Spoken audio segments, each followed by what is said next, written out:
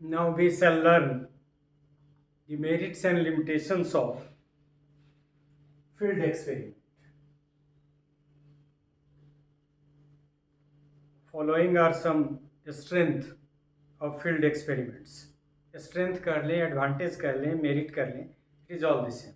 So following are some strength of field experiment. It deals with realistic. वहाँ भी हमने कहा था कि वो difference था. So this situation is realistic in nature and this is being considered as one of its strength. It deals with realistic life situation and so is more useful for the study of social processes, social issues, social influences and social change. मतलब society में चूँकि जहाँ social setup से related जो study है उस study के लिए it is more useful than that of the laboratory experiment because they will not be called in laboratory but the researcher can go there and under control situation can study the social process, social issues and social influences. So it is its advantage that it is realistic and it permits for the realistic situation. As it deals with a realistic situation, the variables have more stronger and more obvious effects. ये भी एक claim है कि चूंकि realistic situation में किया जा रहा है तो जो वेरिएबल्स का रिलेशनशिप है that is more stronger and has more obvious effect मतलब वो लेबोरेटरी से प्रभावित नहीं है. नेक्स्ट, रियलिस्टिक सिचुएशंस में yield better result and proper generalizations. It tends to have or increase the external validity. Conclusion is on the basis of actual target group. और ये वहाँ हम लोगों ने रिलायबिलिटी वैलिडिटी को करते हुए ये देखा था कि वहाँ जो एक्सटर्नल वैलिडिटी है क्योंकि लेबोरेटरी में एक्सपेरिमेंट करके करने की बात है तो इस कंडीशन में जहाँ नेचुरल सेटिंग में एक्सपेरिमेंट हो रहा है तो ये इसकी जो एक्सटर्नल वैलिडिटी है वो अधिक होगी. तो ये जो यहाँ वेरिएबल स्ट्रॉन्गर की बात कर रहा है, stronger and obvious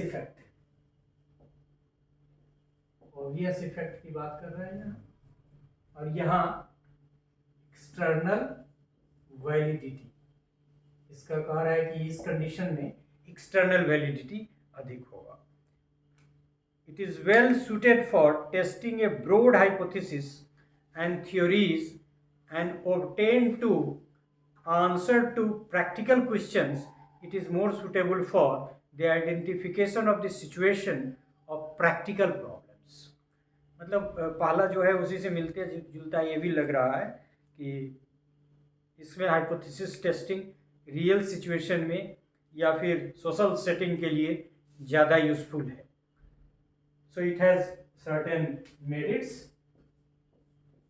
hypothesis testing can be done in real setting that is it's one of the merit. तो इसके मेरिट को यदि हम फिर या एडवांटेज को रिपीट करें तो ये कि ये सोशल सेटअप वगैरह के लिए चूँकि रियलिस्टिक सिचुएशन को परमिट करना है ज़्यादा यूज है. ये रियलिस्टिक सिचुएशन के कारण जो वेरिएबल है वो मोर स्ट्रोंगर एंड ऑब्वियस इफेक्ट्स एक दूसरे का अध्ययन किया जा सकता है. तीसरा कि इसकी वजह से एक्सटर्नल वैलिडिटी जो अंडरमाइन होने की बात होती है एक्सपेरिमेंट में, लेबोरेटरी एक्सपेरिमेंट में, वो इसमें ज़्यादा होगा. और चौथा कि ये इसमें हाइपोथेसिस टेस्टिंग जो होगा उससे जो थियोराइज होगा that will be more realistic and suitable for the solution of practical problems which the human being face in due to the functioning and like that. It has certain limitations as well and the limitations are due to realistic situation independent variables is contaminated with uncontrolled environment variables. Noise and other related environmental factors may affect dependent variables and its result through independent variables.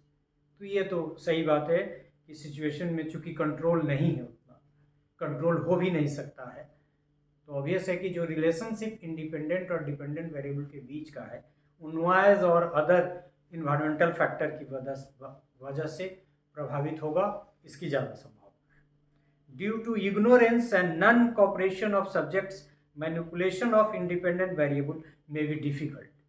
मतलब यदि ये बात तो experimental situation में भी हो सकता है, लेबोरेटरी सिचुएशन में भी हो सकता है, लेकिन वहाँ कंट्रोल मैनेज रहता है, यहाँ फ्रीडम ज़्यादा है सब्जेक्ट को, तो संभव है कि यहाँ जो या तो वो जानता नहीं हो, कुछ गलती ऐसा करता हो, या जानबूझ के भी गलती करता हो, तो उसको कंट्रोल करने का उपाय नहीं है। ये इसका दूसरा लिमिटेशन है।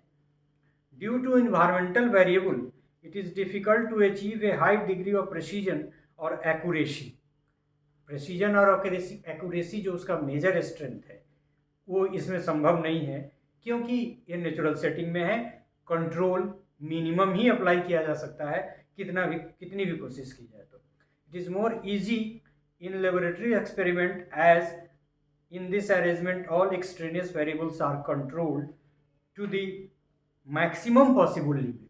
और एक्सट्रेनियस वेरिएबल को जितना कंट्रोल हम लेबोरेटरी सिचुएशन में रख सकते हैं, ऑब्वियस है कि उतना हम फील्ड एक्सपेरिमेंट में नहीं रख सकते हैं, तो ये भी इसका एक लिमिटेशन है। Experimenter needs high social skills to deal the people in field experiment. Long time cooperation of subjects may not be achieved even if it is needed for proper study. This lowers the validity of the experiment। तो obvious है कि external validity कह सकते हैं थोड़ा अधिक हो, लेकिन इसकी इंटरनल वैलिडिटी तो प्रभावित होंगे ही। खास की जो एक्सपेरिमेंटल सिचुएशन है लेबोरेटरी में, वो आपका जो हार्ड स्किल है that is more important experiment करने का। यहाँ soft skill, how to deal with the human population, तो interpersonal relation is become certainly more important. और यदि एक्सपेरिमेंटर का इंटरपर्सनल रिलेशन मैनेज करने का, पीपल की स्टडी करने का, उसके ग्रुप को मैनेज करने का पुअर है या कंपेरेटिवली वीकर है, तो रिजल्ट प्रभावित होगा, जो एक्सपेरिमेंट लेबोरेटरी एक्सपेरिमेंट सिचुएशन में जरूरी नहीं है। तो इस तरह से हमने देखा, ऑब्वियस है कि दो कंसेप्ट है तो उसके मेरिट्स और लिमिटेशंस होंगे।